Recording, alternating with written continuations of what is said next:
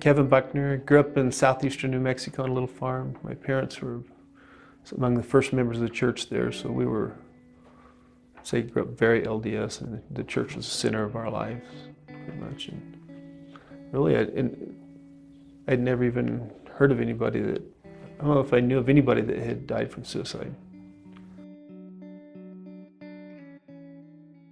We lost our 14-year-old son in March 2015. Gifted kid. He was a prodigy composer on the piano, good looking, people loved him. I mean, he just really, probably could have made a living on music. He was that good. Hear a song, play it, and wrote his own songs. But that's when, you know, the thing you think would never happen happens to, and, you know, I had to go find him. And it's like, I wouldn't wish that on my worst enemy. It's like the worst thing. It's just incredibly difficult. Then a few months later, then his friend killed himself, and it was just, it's horrible. It never goes away. You know, as you know, it never goes away. It's kind of like endless torment, you might say. I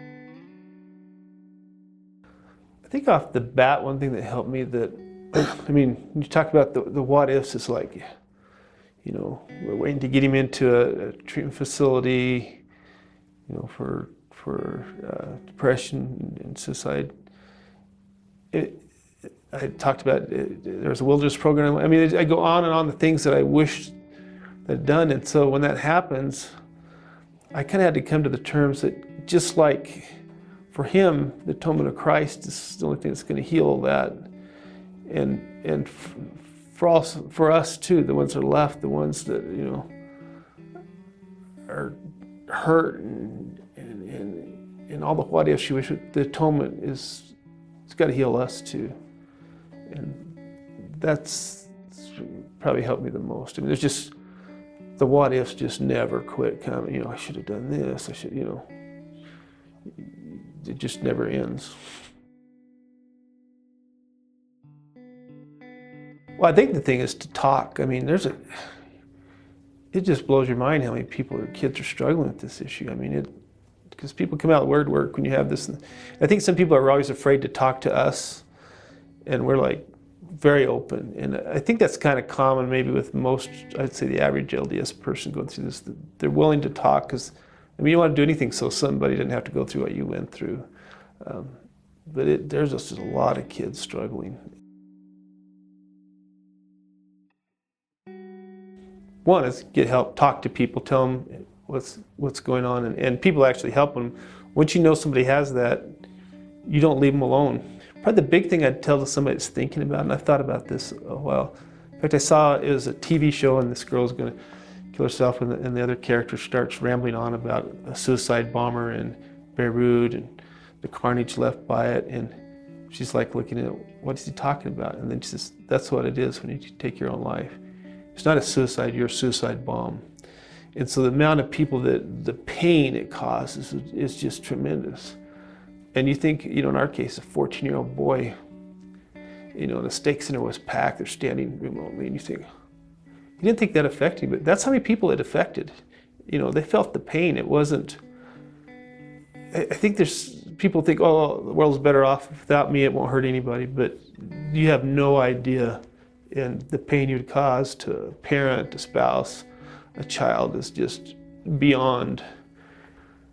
The big thing is just get help, and for people that, not the person maybe considering it, but, you know, parent, anybody, it just like, it can happen, and it's better to overact than underreact.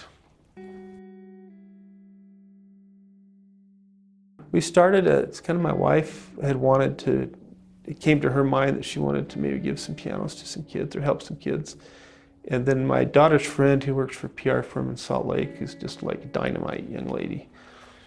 Next thing she knows, she'd organized a concert last year. And we raised enough money, we gave away 3 new pianos to kids that really had talent and desire to learn piano, but their family couldn't afford them. And we got 1 used, we gave it away too.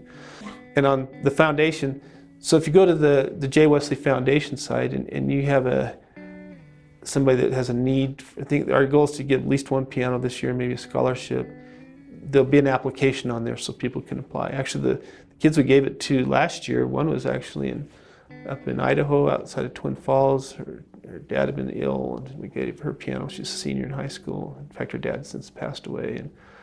And by coincidence, 2 girls in Heber and then a young man here in Pleasant Grove. So the instructions on how to apply for the scholarship piano is on the website.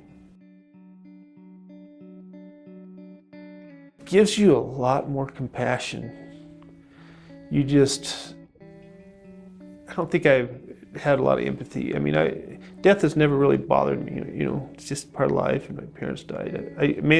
Partly because of my view of the other side, but when you lose, especially a young person or somebody's suicide, man, it's just like, the pain is so bad that you understand all of a sudden, you're like, I had no clue. Not just for losing any loss, you're like, I see there's a guy in our ward with MS, and like, I start to realize how hard he's had it, So it's given me a lot more compassion with people, and I've tried to, support when I hear about it, let people know we're praying for them, and you also just don't miss, don't miss funerals. Although I missed one yesterday, I had the time wrong, but I really tried to be there for things like that, because when my son had his funeral, for example, people came.